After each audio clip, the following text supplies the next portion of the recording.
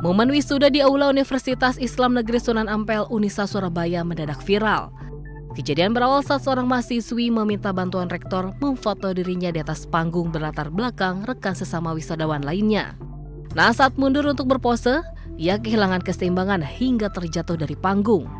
Sontak prosesi wisuda ke-115 Unisa Surabaya heboh. Panitia di lokasi memberikan pertolongan kepada mahasiswi untuk segera bangkit. Momen ini pun viral karena terekam dalam siaran langsung. Usai kejadian, bagian akademik Unisa Surabaya menghimbau dan memperingati kepada wisudawan tidak berfoto di atas panggung. Imbauan ini lantaran panitia sudah menyediakan foto dari berbagai sudut, mulai dari bersalaman dengan rektor, pemindahan rumbai wisuda, hingga penerimaan ijazah. Dari Surabaya, Jawa Timur, Rahmat Ilyasan, iNews melaporkan. Topi bunga Pak, topi Pak.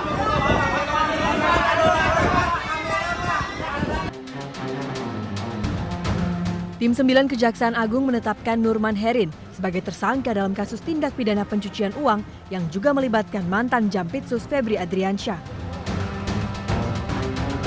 Nurman Herin menjadi tersangka setelah diduga ikut serta dalam kasus yang menyeret Febri. Nurman diketahui merupakan teman kuliah dan menjadi orang kepercayaan Febri saat menjabat Jampitsus. Nurman Herin akan ditahan di Rumah Tahanan Kejaksaan Negeri Jakarta Selatan untuk 20 hari ke depan. Dengan pertimbangan dua alat bukti, dari tim 9 menetapkan tersangka NH terkait dugaan turut serta tindak pidana pencucian uang yang mulai hari ini akan ditahan di Rutan Kejaksaan Negeri Jakarta Selatan untuk 20 hari ke depan. Sebelumnya, Febri Adriansyah juga telah ditahan untuk 20 hari ke depan di Rutan KPK. Saat keluar dari Kejagung, Febri tidak menggunakan rompi tahanan dan tangan tidak diborgol. Pada perkara ini, Kejagung menerima 2 tersangka yang dialihkan dari Polda Metro Jaya. Don Rito dari pihak swasta dan mantan Jampitsus Kejagung Febri Adriansyah. Kejagung mengusut total 4 sprindik pelimpahan dari Polri.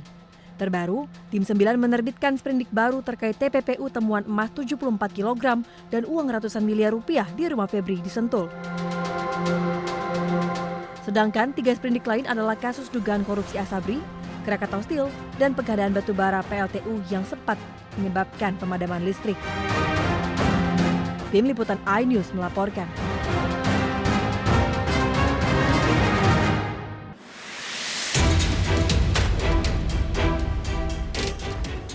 Polda Metro Jaya terus mendalami penyebab kematian Sutrimo. Sutrimon ditemukan meninggal dalam kondisi tak wajar dengan mulut berbusa di depan klinik Jalan Ramat Pela, Kebayoran Baru, Jakarta Selatan. Meski belum menerima laporan resmi terkait kasus ini, namun polisi tengah menyelidiki dan mengumpulkan bukti baik di TKP maupun pencarian bukti dan informasi di sepanjang lokasi terkait kasus ini.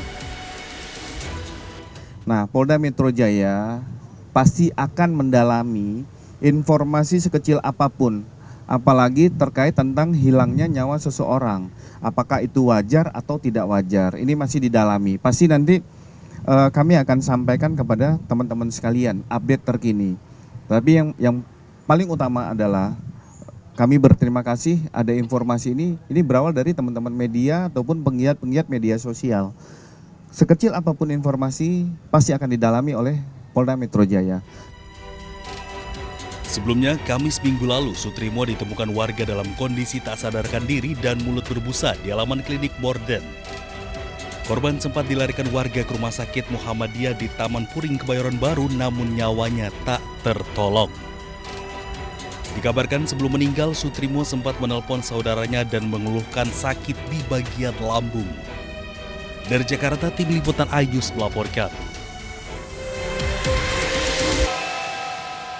Karo SDM, saya kasih penjelasan dia main handphone itu. Siap. Tolong dicatat, Korwil Kabupaten Kayong Utara Adi Afrianto. Siap, Pak. Saya minta yang bersangkutan dipindah ke Papua.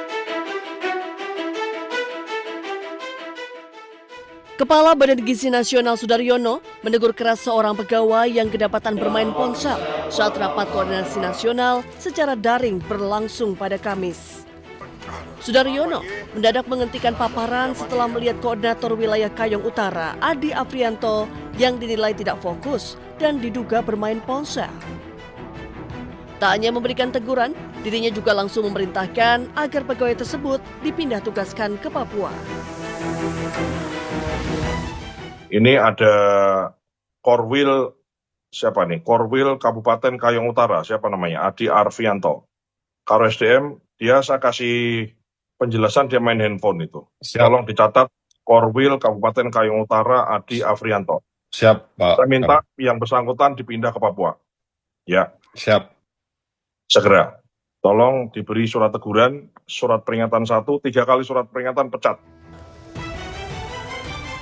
Setelah memberikan teguran, Sudaryono juga meminta seluruh jajaran BGN lebih disiplin dan profesional mengikuti jalannya rapat.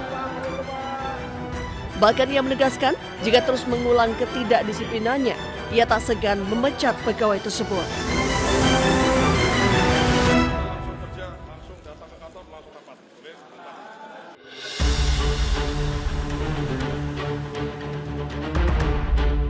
Kamis siang, Mahkamah Konstitusi memutuskan mengabulkan sebagian gugatan uji materi program makan bergizi gratis yang diajukan Yayasan Taman Belajar Nusantara bersama 6 pemohon lainnya.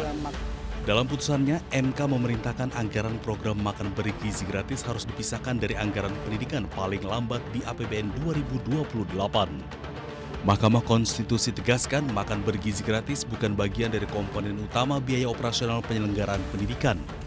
Hanya berlaku untuk anggaran pendapatan dan belanja negara tahun anggaran 2026, sehingga untuk anggaran pendapatan dan belanja negara tahun-tahun berikutnya, anggaran program makan bergizi yang bukan merupakan komponen utama pendidikan dipisah atau tidak menjadi bagian dari anggaran operasional penyelenggaraan pendidikan, dan pemisahan dimaksud berlaku paling lambat dalam anggaran pendapatan dan belanja negara tahun anggaran 2028. Pemerintah mengalokasikan anggaran pendidikan 769,1 triliun rupiah atau sekitar 20% APBN di 2025. Dari jumlah tersebut, 223,6 triliun rupiah dialokasikan untuk program makan bergizi gratis bagi peserta didik. MK menilai anggaran pendidikan 20% dari APBN seharusnya diprioritaskan untuk komponen utama pendidikan yang berkaitan langsung dengan penyelenggaraan pendidikan. Dari Jakarta, Tim Liputan iNews melaporkan. Kami juga sudah mendapatkan informasi bahwa MK mengambil sebuah keputusan, tapi memang yang pertama karena kami posisi sedang di luar kota secara resmi, kami belum menerima salinan keputusan tersebut, dan tentu saja karena apapun keputusan MK tentu kita hormati, nanti akan kita pelajari, karena bagaimanapun kalau berkenaan dengan masalah anggaran tentu kita tidak berdiri sendirian, karena anggaran itu kan kita susun juga bersama-sama dengan teman-teman kita di DPR. Jadi mohon waktu.